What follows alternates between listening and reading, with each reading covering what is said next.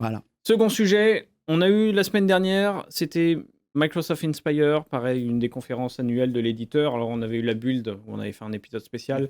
Là, c'est plutôt les présentations, nouveaux produits, techniques. Donc c'est ça la différence entre les deux en vrai ou pas? L'Inspire est, de mon point de vue, plus orienté business, reprend des éléments de la build qui s'adressaient à un public plus très technique. tech pour un public plus end-user et business, et en profite pour rajouter quelques de l'usage, nouveautés. on explique un peu des Donc, use dans les cases. grosses annonces, on va pas les citer, mais il y a eu l'annonce du partenariat avec Facebook, justement, pour un de leurs modèles de language qui s'appelle Llama 2, qui sera disponible dans Azure. Par exemple, ça, on l'avait pas eu à la build, ils en profitent. C'est un peu ce qui est partenariat stratégique. Il y a eu des annonces aussi à direction des partenaires sur les programmes de migration, la manière dont on allait pouvoir accélérer la migration vers le cloud avec nos clients, ce genre de choses. Ok. Et quelques annonces clés. Donc, on en a retenu 3 aujourd'hui qui vont nous animer.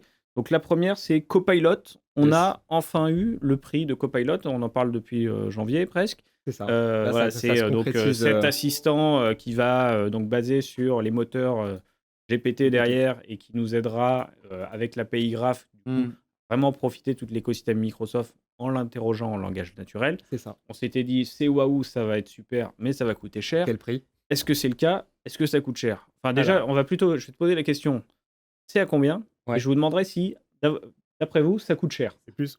Est-ce que ça vaut le coup?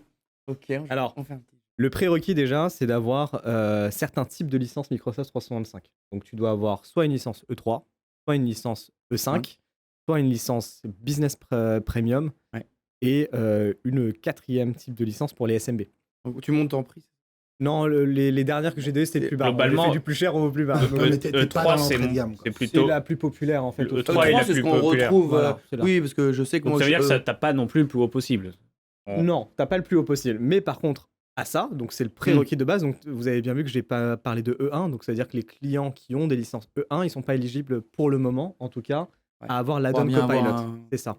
Donc en plus de ta licence E3, tu dois payer ton add-on Copilot par utilisateur et le prix public aujourd'hui est de $30. J'ai pas par mois, par mois par utilisateur. Par mois par utilisateur. Public. Donc un grand groupe qui a je sais pas combien de licences E5, il n'aura pas 30 €. On le sait. On ne sait pas. On sait pas.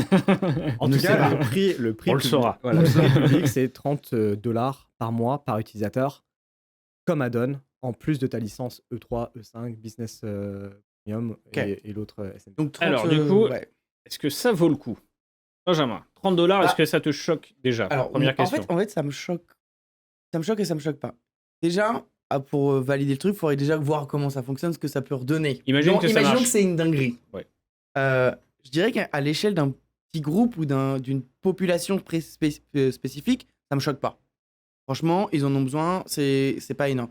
À l'échelle d'un grand groupe où on met tout le monde dessus, c'est énorme en vrai, 30 par personne. Il y a des groupes où il y a des centaines, des milliers de licences E5. Et donc là, t'imagines, tu additionnes multiplié par 30. Mais tu peux choisir, à mon avis. Oui, à qui tu donnes. Ouais, mais c'est tu fais là, du postulat que tu le mets à toute l'entreprise. Ouais, et même si tu dois le choisir, c'est un boulot. Faut déterminer qui. Il y a un chantier. Donc, je trouve que ça peut être cher à grande échelle. Maintenant, il faut voir est-ce qu'à grande échelle, voilà, toujours une question de tarifaire. Mais à petite échelle, ça me choque pas plus que ça si vraiment ça a un apport assez fou, quoi. C'est de l'argent. Mais le temps, c'est de l'argent. Je laisse Romain répondre. 30 €. Je suis assez d'accord avec ce qu'il dit. Du coup, je vais prendre un autre axe. Microsoft a toujours fixé le prix de ses licences suivant une logique qui est la valeur. Ouais. Quelle valeur on vous apporte pour tel prix de licence? Et tu prends les prix moyens, par exemple d'une E3 ou autre, voilà, qu'on sait que la plupart des clients tournent entre 10 et $15. Je pense que les gens qui nous suivent voient tout ce qu'on a dans une licence E3. Je pense même, c'est dur à voir, mais c'est immense ce qu'on a dans une licence E3 pour $15. Pas un produit d'un écosystème. Copilot a 2 fois plus de valeur ajoutée qu'une licence E3. Tu vois, je fais exprès de le dire comme ça. Mais tu vois, dans la logique Microsoft de un prix égale une valeur, ça veut dire que $30 par user Copilot, ça apporte 2 fois plus de valeur que la suite intégrale E3. 3 fois plus que Power BI. Voilà. Donc, sauf si un prix égale un nombre de tokens et que là, tu te dis, du coup, je comprends pourquoi. Cette logique-là. Mais Microsoft a aussi une autre logique quand celle-là ne marche plus, qui est de dire, et c'est souvent l'argument qu'ils ont, non, mais en fait, $30, ça a l'air énorme, mais si je vous fais gagner si le salarié a gagné 1 heure de travail dans le mois, vos 30 $ sont récupérés. Maintenant, arrive un autre sujet où je pense que tu vas plus t'exprimer. Comment s'assure-t-on que tout le monde va gagner au moins Non. 1 heure de travail par mois grâce à cette licence à 30 $? Alors, et c'est là où je pense qu'il faut s'intéresser aux produits. Voilà. Tout à fait. C'est-à-dire, c'est ça. c'est qu'est-ce que Copilot? Si tu le considères juste comme une extension d'Office, tu te dis, bah, ça fait cher l'extension. Attention. D'ailleurs, cher t'as le- dit un add-on, tu vois. Ça fait cher Techniquement, c'est le pas cher un le add-on. Clippy. Ça fait cher le Clippy, c'est ça. Par contre, si tu le considères et que tu le compares à des outils spécialistes du marché qui Tout te à fait. font de la traduction automatique, Mmh. qui te font de la synthèse ou de la génération de texte, qui te font plein de cas d'usage qu'on a déjà C'est évoqués, rien. c'est pas si cher. Hein. Non, Au cas c'est par un- cas, tu vas voir la moindre startup du coin qui est très spécialisée sur un des vecteurs. Quand tu les additionnes, tu te retrouves à peu près sur C'est ces prix-là. exactement la même approche qu'ils ont pour la partie Teams Premium, qui est un add-on aussi. Et en fait, dans leur présentation, et ça se tient, tu sais, dans le sens où oui, mais quand tu es une entreprise et que tu as un contexte, en fait, par exemple, multilingue, et tu as besoin de traduction, mais tu dois apprendre ça, plus ça, plus ça, plus ça, plus ça, en fait, ta licence Un truc tout packagé Teams plus cher, Premium, ça non, même moins cher pour le coup, parce que du coup, Oui. voilà, et tu dépends aussi de moins de fournisseurs de services. Après, là où par rapport à ce que tu disais, Mais tu mets tous les œufs dans le même panier aussi. mais par rapport à ce que tu disais, c'est à l'échelle de grands groupes et tout. Ouais. Moi, je pense, mais après là, c'est vraiment à date parce que tu vois encore, il faut On n'a l'utiliser. pas- Je pense que le ROI tu sais, sur cette solution-là, les gens perçoivent en fait le gain que tu peux avoir, surtout un gain de temps en fait Ouais, bien sûr. sur la créativité des contenus, etc. Après, ce que je pense aussi, vu la manière dont Copilot, les démonstrations et tout, c'est vachement impressionnant. Je pense que les licences, ça n'a pas de sens à date de mettre ça à Tout le monde, les non, clairement collaborateurs. pas. Je pense que ça va être une population, je pense notamment aux dirigeants, au management d'abord, ou peut-être à des verticaux métiers, tu vois, type marketing et tout, qui ont besoin de créer du contenu régulièrement. Nous, dans notre secteur, en fait, on est tous en train de créer du contenu. C'est pour ça qu'on raisonne en mode, il faut une licence pour tout le monde. Mm. Mais pour des autres entreprises où tout est plus processé et finalement personne va créer du contenu from scratch Ouais, ou et Copilot à pourra des pas guidelines, remplacer. et en fait on lui dit t'es dans ce cadre et terminé, t'as pas vraiment de Plus-value, créativité quoi. ou d'improvisation à faire. Ah. Le Bing entreprise pour moi est plus approprié Mm. parce que tu as les capacités d'intelligence artificielle, Mm. tu peux interroger et c'est inclus dans ta licence 3 Après, ça dépend aussi de la valeur de ton métier. que tu en mets. Oui, bien Soit sûr. en valeur salariale, en effet, de temps passé, soit en criticité. Je prends les juristes, les Ouais. avocats, etc. C'est le use On leur fait case. gagner du temps. C'est des use cases qui reviennent souvent.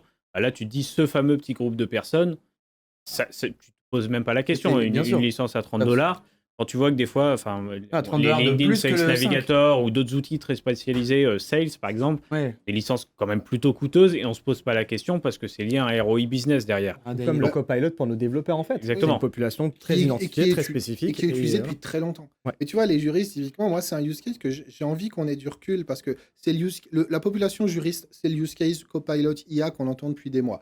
C'est-à-dire, vous avez des analyses de contrats ou de clauses légales à croiser entre différents pays, demandez à Copilot de vous aider. Oui, mais sachant qu'ils ont des armées de juristes qui font ça depuis des années, ils vont faire confiance à Copilot, sachant qu'il y a peut-être des millions ou des milliards d'euros en jeu si Copilot se plante. Alors, Tu vois, moi, c'est je vais là te répondre pour où- avoir fait quelques échanges Ouais. avec des personnes du métier. Je pense que oui. Oui. Ils voient ça d'un œil, enfin, ils comprennent la productivité et l'apport que ça peut avoir sur des choses très fastidieuses. Mettre à jour des Ouais, tout ce qui est clauses stérile. dans des Ah, par contrats contre, de oui. 1000 pages, c'est un C'est boulot qui stérile, humainement ouais. est long d'aller se taper toutes les Oui, pages, t'as retrouver aucune la plus-value clause, à le faire etc. T'as pas de personnellement. En plus-value. fait. Ils le voient et en fait, ils connaissent le côté fastidieux du métier. Maintenant, l'intervention humaine ne s'arrêtera pas là. Elle sera toujours dans le contrôle parce que tu es dans Mais un elle métier sera qui même doit encore être plus contrôlé. importante. Peut-être Parce plus qu'en fait, d'un importante, coup, elle exactement. sera genre gage de tampon, quoi, au final. Non, mais donc, moi, ça me choque pas non plus, 30 $.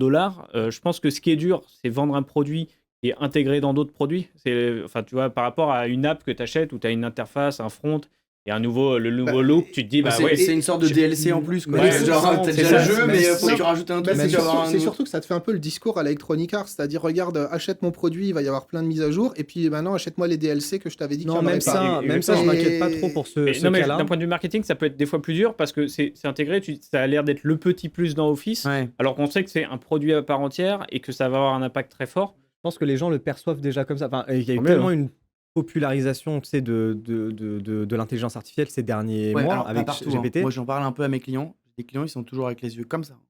En mode, ah oui, En fait, je pense qu'on est tellement baigné dedans aussi. Oui, On parle pour à des ça. gens qui sont baignés dedans. Moi, j'ai plein de clients que je forme sur Power BI à qui je dis ah mais Ouais, bientôt il y aura Copilot et ils me regardent en mode Après, ah pour l'instant je sais pas utiliser Power Le truc BI. qui va quoi. être dur, c'est aussi de monitorer tout ça. Parce que Ouais. tu vas déployer tes licences. Ah. Finalement, si la personne a fait une question dans la semaine avec, Bah, attends, est-ce que ça dans justifie tous les cas, 30 dans tous les cas, tu me dis que ça se base sur l'API Graph. Donc l'API Ouais. Graph, tu vas pouvoir le monitorer comme on le monitore à l'heure actuelle, en mais- passant sur mais du l'API coup, de la. Quel niveau d'usage justifiera 30 €, tu vois? Alors, Et- n'oublie pas un truc, c'est que Copilot, c'est pas juste, il faut faire la différence. Aujourd'hui, on nous peut utiliser dans nos développements ChatGPT, etc., dont on fait d'ailleurs tous les jours. Copilot, ce qu'ils ont bien expliqué, c'est qu'il est basé sur le grounding. Enfin, toute leur technique s'appelle le grounding, c'est-à-dire qu'il y a tout un socle de connecteurs, d'outils de communication, il y a toute une base de prompts, il y a tout Oui, un oui. paramétrage de Copilot à l'entreprise. Tu peux faire des prompts de ce type, les prompts de ce type sont interdits. Enfin, tu as toute une gouvernance du prompt qui vient avec Copilot. C'est pas juste ChatGPT++. On est d'accord. Et non, mais c'est peut-être ça qu'il faut Et rappeler. d'ailleurs, Et c'est voilà. ça la petite news. On va passer à la suite, mais tu l'as évoqué rapidement aussi. Exactement, c'est Bing ouais. Search Enterprise qui a été annoncé lors de l'Inspire. Pourquoi c'est important? C'est globalement Microsoft qui amène vraiment le chat GPT dans l'entreprise. En gros, tu iras sur Bing, tu pourras poser toutes les questions que tu veux. Elles seront confidentielles parce que gardées sur ton tenant Office, à connecter via ton login mot de passe Office. Et en gros, ça ne sortira pas sur le web comme l'entreprise pouvait le craindre avec un Bing Voire même Search. certaines questions seront refusées. Mais moi, j'ai Exactement. une Contrôler. question là-dessus. Tu sais, je pense à ça parce que j'ai un parallèle après. Tout ce qui est toutes tes questions que tu poses et tout, ça va appeler quelque chose et quelque part. On sait où est-ce qu'il y a ce moteur que tu vas appeler. Est-ce qu'il serait pas genre aux États-Unis, des trucs comme Alors, ça? quand Parce que moi, t'es- j'ai des problèmes, par exemple, en ce moment, c'est mon gros problème sur Power BI. J'ai de plus en plus de clients qui disent on veut plus utiliser les cartes parce que derrière, on appelle des organismes américains. C'est bien précisé noir sur blanc sur Power BI. Ouais. Et je me dis, est-ce qu'il n'y aura pas aussi toute cette partie-là Alors, où... la politique, si tu regardes au moins la partie Azure aujourd'hui, c'est que tu as une instance du modèle qui est déployée sur ton tenant Azure. Donc, Ok. si tu veux le déployer, la France est depuis récemment Ouais, il y disponible. en a En deux. gros, si tu veux déployer le modèle GPT 3.5 ou bientôt 4 là, Ouais. sur ton tenant France, tu peux le faire. Donc, ça Ouais, reste mais le chez toi Copilot sur et ton tout. tenant Azure. Non, mais Et ça va sera la venir. même logique. Ça Regarde- sera sur ton tenant Office. Oui, parce que Regarde logiquement, les c'est 10 déjà hébergé dernières dans années tous les- de 365. Au début, il y avait la majorité des services 365 qui étaient hébergés aux States. Ouais. Et d'année en année, tu as des services 365 qui ont, Des qui ont été virtualisations. ou des modèles qui ont été rapatriés dans les pays. Donc aujourd'hui, peut-être qu'il va y avoir 2-3 questions qui vont Les se débats poser. avec la CNIL mais, aujourd'hui sont tellement durs que tu bah, as intérêt de rapidement ça te va venir. positionner. Bah, c'est ça, parce que en fait, moi, en ce moment, je passe mon temps à justifier que de ça sur du Power BI. Alors je me dis, alors imagine sur un truc d'intelligence artificielle qui est une sorte de grosse boîte noire. Il y a des gens qui vont se poser la question. Après, on Surtout pose pas les questions sur ça. Non, mais il y a eu le hack de Chat. Non, mais surtout Non, qu'il y mais a- c'est vrai. Oui, mais PowerPoint, c'est Si, pour, PowerPoint. pour le stockage. non, pour mais le stockage. là où il a Pour le stockage. là où il a raison pour Mais le stockage, l'intro. il y a eu il y a eu le hack de la base de prompt de ChatGPT il y a quelques temps. Ils se sont fait voler une base de prompt. Oui, mais sur la version Gra- OpenAI. OpenAI public, ouverte, mais exactement. nous on fait la différence. Mais Ouais. nos clients, beaucoup de nos clients ont du mal à faire la différence et forcément la question Et va être posée. Il a c'est raison, la promesse Benjamin. de Microsoft. Mm. C'est tes données, tes prompts t'appartiennent sur ton tenant. Donc logiquement, c'est ils bien vont simple. respecter. Après, quand ça sort, Copilot, ça sera peut-être pas disponible sur la France. Ouais. Mais viendra. tout de suite, je sais pas. Mais en tout cas, très rapide.